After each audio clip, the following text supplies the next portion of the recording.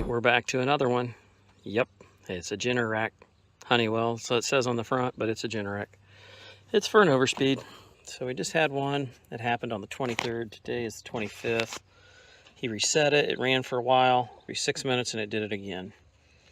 So that's under the alarm log. Under the alarm log, I mean, that's pretty much about all there is. Overspeeds, under voltages, low oil pressure, and that's about it. Go under run log.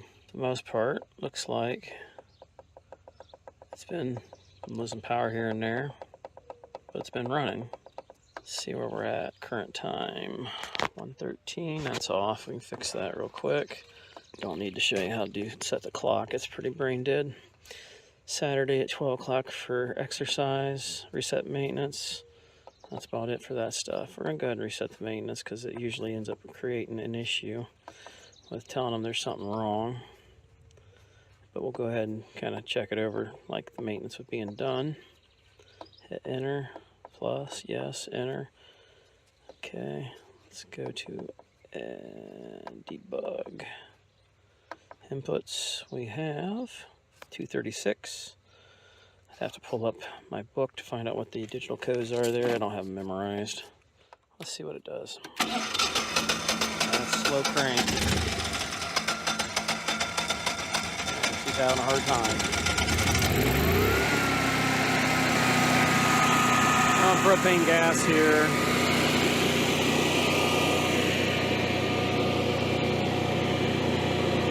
Last I checked, they should have a vibration adapter in there.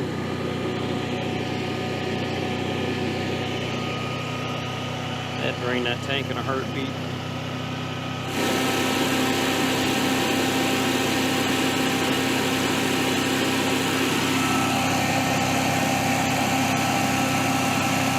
More than normal.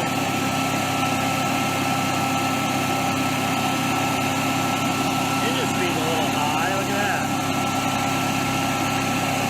4,000 RPM, it's climbing. It's slowly getting up there. It's got a little issue here because of the frequency.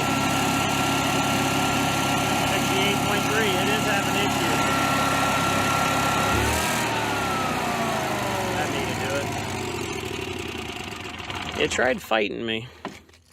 Might have a stepper motor going out on it. Let's take a peeky poo down here. See if it's still plugged in correctly. We might have a motor out. Got, look at that.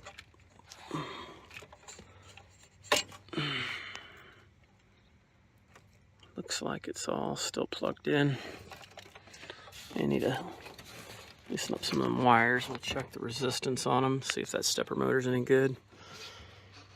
The motor feels free. It just seems like maybe it's not responding like it should. Looks like somebody spilled a little bit of oil down there. I always hate when people do that. I didn't like that battery either. It acted like it was a slow cranker. So I think we're going to isolate that and check the battery too. Loosen that up. I'm a big proponent for new batteries every 4 years. That way you know it's going to run. Usually I don't have as many problems. Let's get the checker on that. Now I do know this has nothing to do with the frequency, the engine speed being off. But I believe in looking at it as a whole. So let's go in here, standard accurate test, cold cranking amps. This says it's 560. Pop that up a touch. There we go. Bet she comes in cruddy. Suggested replaced. Not good. Voltage looks high because it just came off the charger. The internal resistance there is 500 megohm. Milliohm, megohm. Yeah, megohm. Yeah. Cold cranking came in at 181. Yeah, that battery's junk. That's not good. I guarantee you if we put a true load test on there, she'll dive.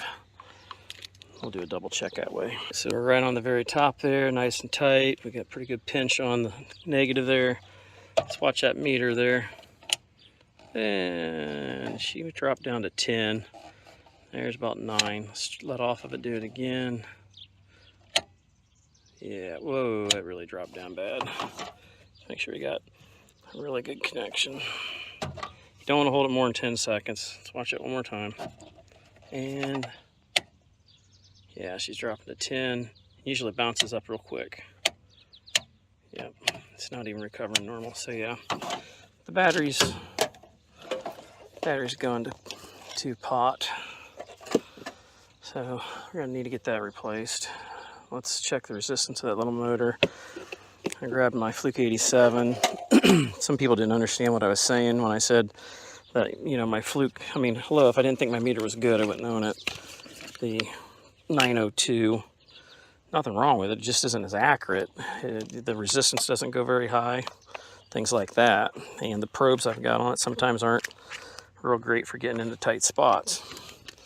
Plus this one's got a lot of other attachments, so just I kind of recommend more of a bench style or a square style like this. They usually have more ranges and things like that on it. So let's get in here and see if our resistances are pretty much the same. I'm gonna have to pull it up off my phone because I don't remember if black was our common. I know they should all be the same resistance. I don't work on these every day, but lately I've been doing a lot of them. I used to work on them a lot, where I was at before, so you know, if you do it every day and that's all you do, then God bless you.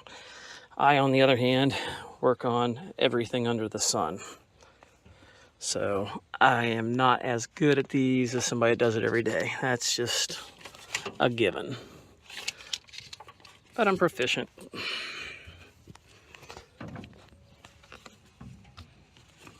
Yep, that's about as loose as you're gonna get that. Okay, we'll see what we get here.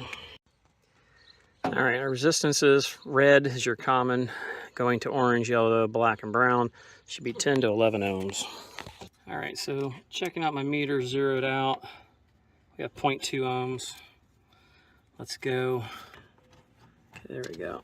Red to the first one, 12.4 ohms. Going to the next one, 12.4 ohms. Going to the next one, 12.4. Going to the next one, 12.5. I'm gonna say the motor's probably fine. Let's go ahead and put this back together and start it up, and we're gonna watch it and see if it goes sweeping motion back and forth. Okay, so we've got that back on there. We got the battery hooked up to the meter with 13.1. Let's watch and see what happens when we turn this thing to manual. Well, first of all, we've got to put it to off because we got that code. We're gonna hit enter. That clears it. Now let's watch and see what happens when we hit the go button. Hold in.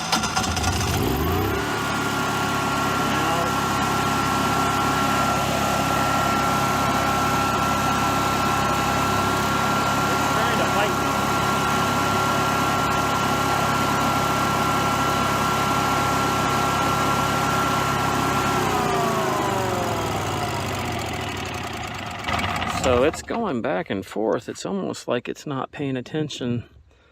Like the controller might be a little wacko. Yeah. Feels like the gears are working. I don't feel no binding or anything like that.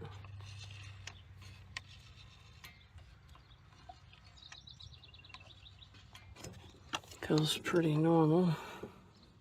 I should take a look at this oil, make sure it's okay. Should have done that first thing, and usually I do if you watch my other videos. Yeah, it's about out. It's nice. People don't realize these are air cooled and they eat up oil. You can see the oil down there. I don't know if that's from spilling it. I mean, you can see that. It's on the freaking hands.